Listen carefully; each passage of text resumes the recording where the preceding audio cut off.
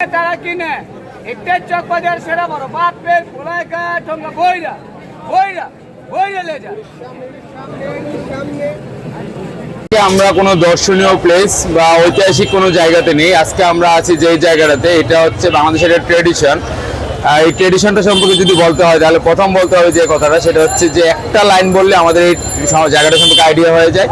এটা হচ্ছে বড় বাপের পোলাই খায় ঠুঙ্গা বলে লয়ে যায়। সুতরাং এই লাইনটার সাথে আমরা কম বেশ সবাই পরিচিত। আমরা এই লাইনটা শুনলে এই জায়গাটা সম্পর্কে আইডিয়া হয়ে যায় এটা কোন জায়গা। এটা হচ্ছে আমরা আজকে চকবাজার আছি, চকবাজার ইফতার বাজারে।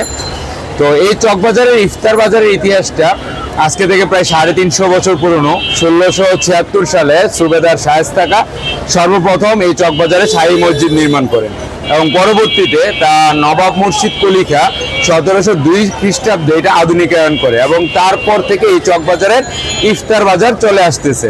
তো আজকে আমরা সেই চকবাজার ইফতার বাজারে আসছি আপনাদেরকে সাথে নিয়ে এই চকবাজারের কিছু ইফতার আইটেম বা ইফতারে কি কি পাওয়া যায় সেগুলো ঘুরে দেখার জন্য। সুতরাং চলুন আমরা দেখে আসি চকবাজারের ইফতার বাজার সম্পর্কে।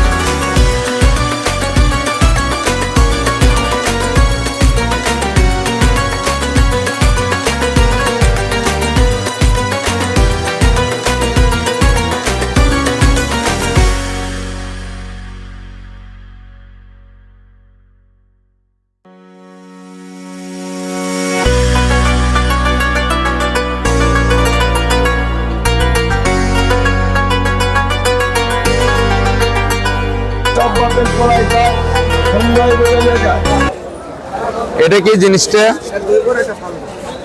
এটা দই বড়া আর এটা ফালুদা। দই বড়া কত করে? এটা 5 পিসের 100 টাকা আর 10 পিস 200 টাকা। আর ফালুদা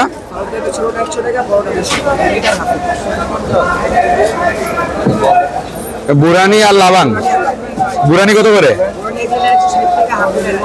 বুরানি 160 টাকা আর লাবান 60 টাকা। এটা কিসের? এটা কি ব্যস্ত বাদামের শরবত? ব্যস্ত বাদামের শরবত কত করে? 200 টাকা লিটার।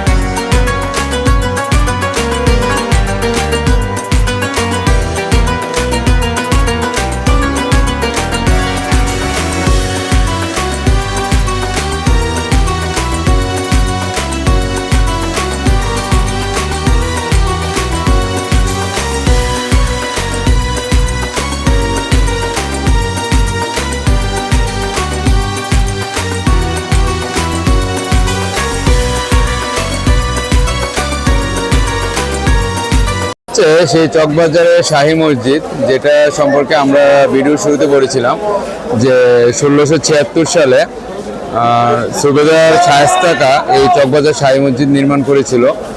এটা চকবাজার ইতিহাসের শুরু থেকে এই শাহী মসজিদ সাক্ষী হয়ে দাঁড়িয়ে আছে।